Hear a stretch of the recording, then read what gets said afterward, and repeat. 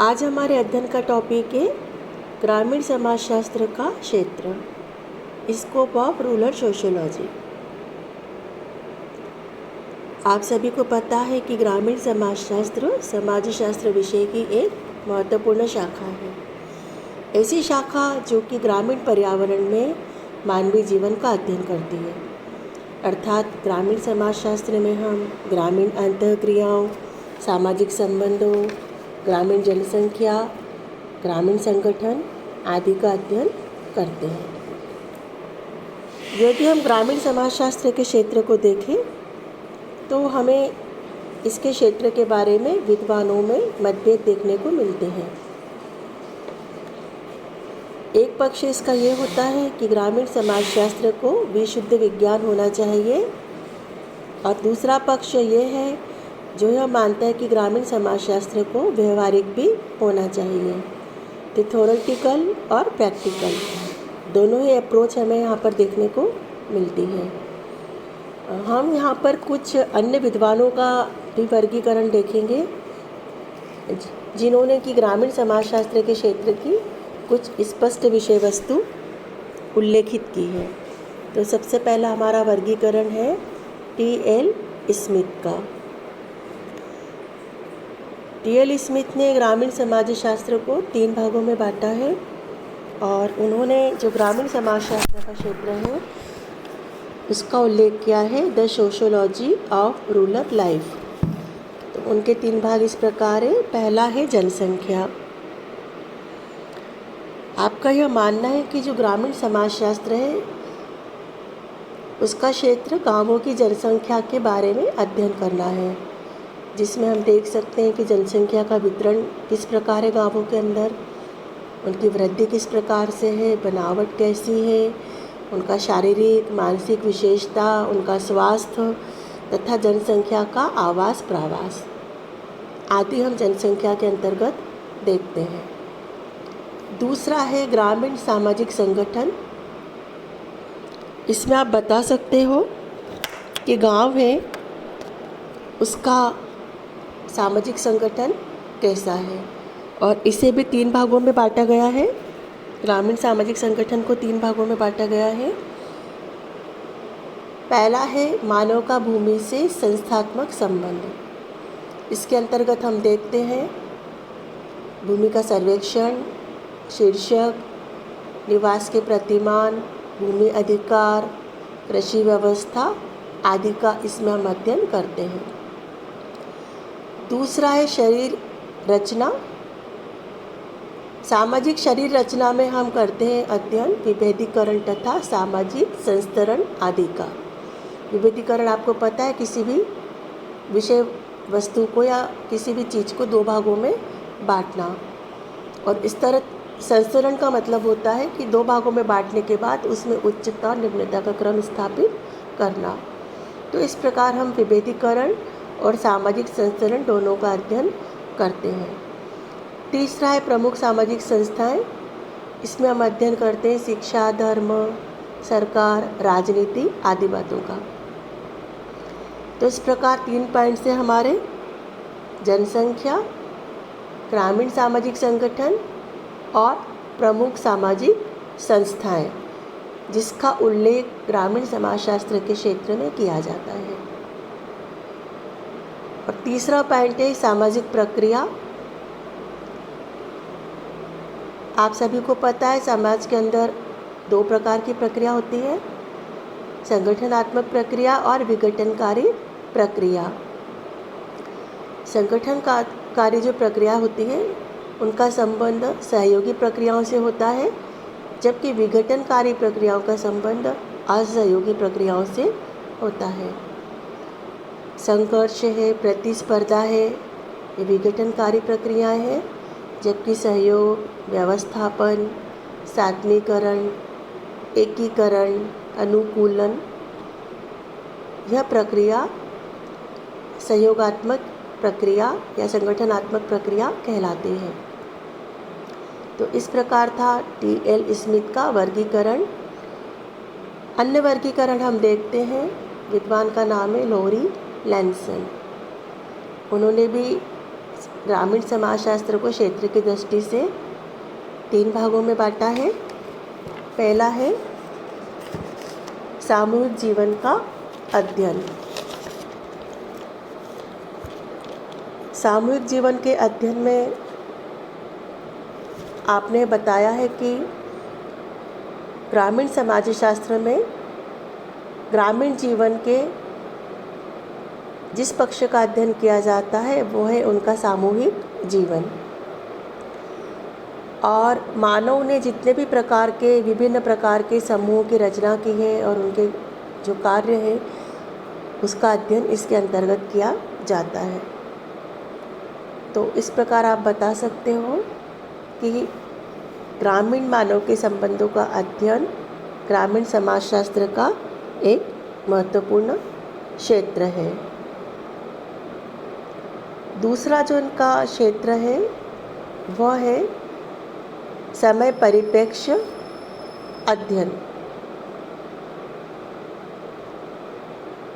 इस परिप्रेक्ष्य के अनुसार आप बता सकते हो कि यह कहते हैं कि ग्रामीण समाजशास्त्र का क्षेत्र बहुत ही व्यापक होना चाहिए और इतना व्यापक कि ग्रामीण समाजों के अध्ययन के साथ साथ इन समाजों की उत्पत्ति और उनका विकास किस प्रकार से हुआ है उसके इतिहास के बारे में भी इन्हें जानना चाहिए। तो इस प्रकार इन्होंने बताया है कि मानव जाति के सामाजिक जीवन का अध्ययन भी करना चाहिए और इसके इतिहास के ऊपर भी हमें देखना चाहिए। इसी प्रकार से उनका तीसरा जो आधार है वह है समय परिप्रेक्ष्य अध्ययन। इसके बाद गहन अध्ययन में आप ये बताते हैं कि ग्रामीण समाजशास्त्र को सभी विषयों का गहनता के साथ में अध्ययन करना चाहिए और सामाजिक अंतःक्रिया कैसे होती है, जनरीतियाँ एवं रूढ़ियाँ कैसे बदलती हैं, मूल्य व्यवस्था कैसे परिवर्तित होती है, ग्रामीण समाजशास्त्र में शक्ति की प्रकृति क्या है, आवश्यकताएं कैसी है, उनकी प्रेरणा, उनके उद्देश्य, उनकी धारणाओं आदि को हमें ज्ञात करने का प्रयास करना चाहिए। ऐसी कौन सी परिस्थितियां होती हैं जो व्यक्ति और समूहों में विभिन्न प्रकार की प्रक्रियाएं उत्पन्न करती हैं। तो इन संपूर्ण बातों का अध्ययन सूक्ष्मता के साथ में हमको ग्रामीण समाजशास्त्र के क्षेत्र के अंतर्गत करना चाहिए। तो इस प्रकार यह विचार थे लोरी लैनसन के। इन दोनों विद्वानों का वर्गीकरण देखने के बाद में अब हम देखते हैं कि सामान्य तौर पर ग्रामीण समाजशास्त्र का क्षेत्र क्या है। तो इसके अंतर्गत आपका जो पहला पॉइंट है वह है ग्रामीण सामाजिक संस्थाएं।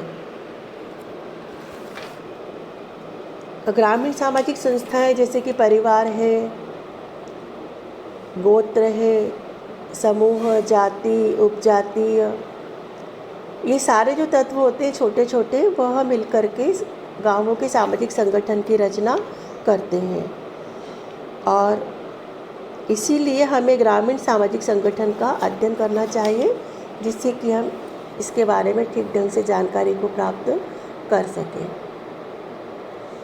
दूसरा पॉइंट है आपका ग्रामीण सामाजिक संरचना। संरचना से मतलब यहाँ पर बनावट से है।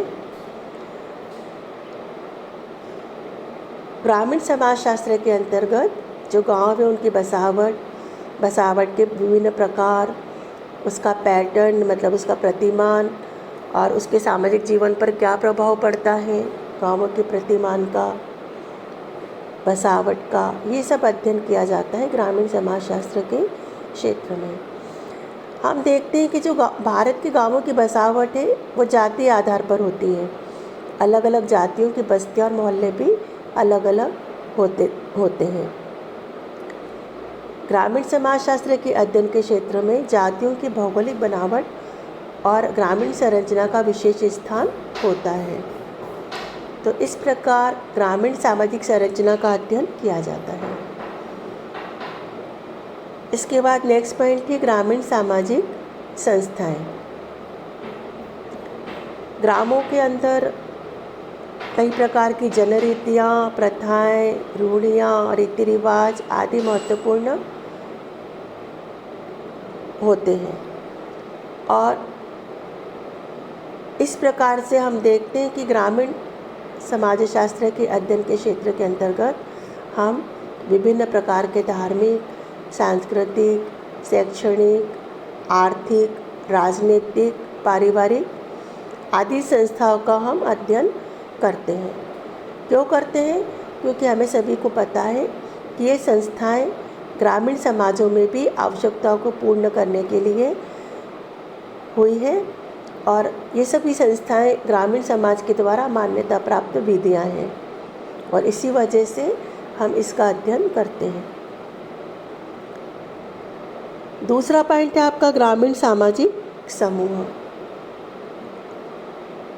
हम सभी अपनी आवश्यकताओं की पूर्ति अकेले नहीं कर सकते। अपनी आवश्यकताओं की पूर्ति के लिए हम अनेक प्रकार के समूह बनाते हैं और अनेक प्रकार के समूह की सदस्यता हम प्राप्त करते हैं।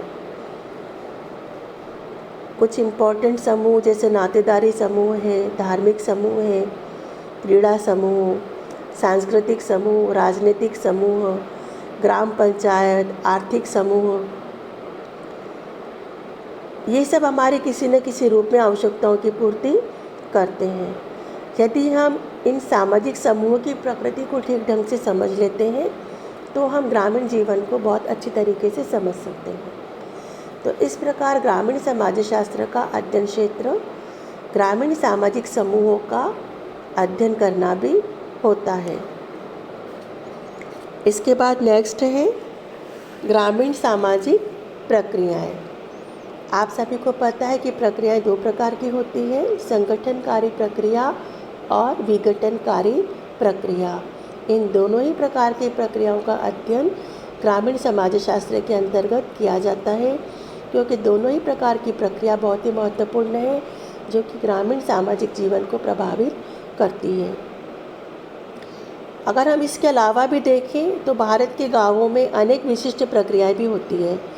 जैसे आपने सांस्कृतिकरण सुना होगा, सार्वभौमिकरण, स्थानीयकरण या फिर लघु परंपरा, बृहत परंपरा आदि जो अवधारणाएं होती हैं या प्रक्रियाएं होती हैं वह भी ग्रामीण सामाजिक संरचना में स्पष्टता देखी जाती है। तो उनका अध्ययन करना भी ग्रामीण समाजशास्त्र का क्षेत्र के अंतर्गत आता है। इसके बाद आप देखिए कि ग्रामीण सामाजिक परिवर्तन। भारतीय गांव बदल रहे हैं, गांव परिवर्तित हो रहे हैं। आप सभी को पता है क्यों हो रहे हैं।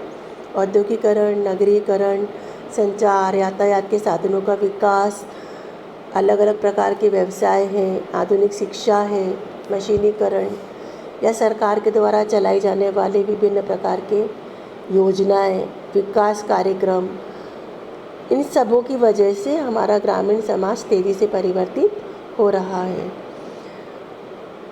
अब इन परिवर्तन के कारण क्या है,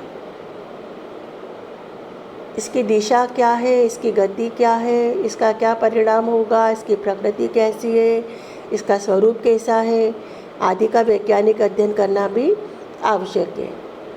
इसीलिए आज हम ग्रामीण समाजशास्त्र का क्षेत्र इन ग्रामीण समाजों के परिवर्तन का अध्ययन करना भी मानते हैं। इसके बाद है ग्रामीण सामाजिक समस्याएं।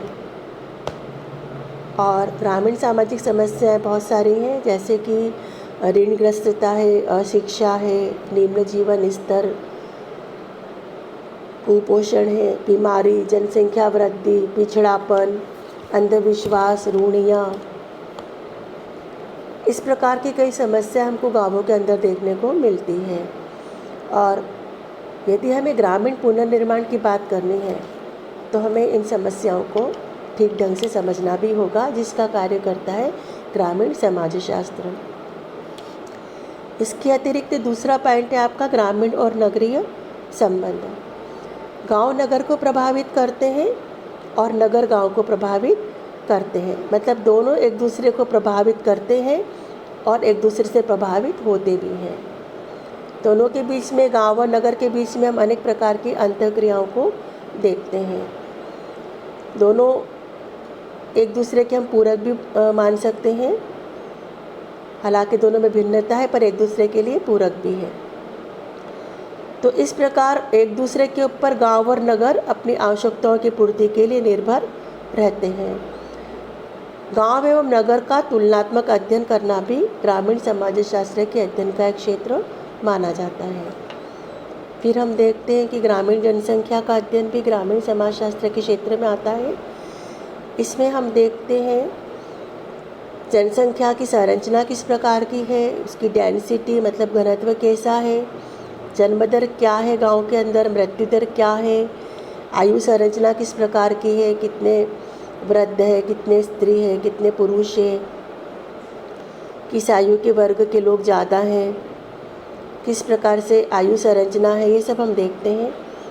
रहन सहन, व्यवसाय, किस प्रकार का व्यवसाय करते हैं ग्रामीण जनसंख्या में, औसत आयु कितनी है, जातियाँ कितनी पाई जाती हैं गांवों के अंदर, कितनी जाति के कितने लोग हैं, धर्म, भाषावार वितरण आदि हम लोग देखते हैं ग्रामीण जनसंख्या के अंतर्गत। क्योंकि ऐसा माना जाता है कि जो ग्रामीण जनसंख्या है वह मानव के व्यवहारों एवं क्रियाओं को भी प्रभावित करती है। इसके बाद हम देखते हैं कि ग्रामीण पुनर्निर्माण भी ग्रामीण समाजशास्त्र का एक महत्वपूर्ण क्षेत्र माना जाता है। ग्रामीण पुनर्निर्माण में क्या क्या समस्याएं आती हैं, क्या क्या योजनाएं होती है, इसके क्या क्या स्रोत हो सकते हैं, इन सब का अध्ययन भी ग्रामीण समाजशास्त्र के अंतर्गत किया जाता है। क्योंकि ग्रामीण समाजशास्त्र का हम मूल कार्य समझते हैं ग्रामीण समाज के विकास के नियमों को खोज निकालना। यह माना जाता है कि ग्रामीण समाजशास्त्र है, इसके विषय का महत्व सिर्फ ज्ञान का विकास करना ही नहीं है, बल्कि उस ज्ञान के आधार पर, उस सैद्धांतिक ज्ञान के आधार पर ग्रामीण पुनर्निर्माण के लिए व्यवहारिक और उपयोगी योजनाएं बना करके भी देना है। तो इस प्रकार हम ग्रामीण समाजशास्त्र के क्षेत्र को विभिन्न दृष्टिकोण से देख सकते हैं।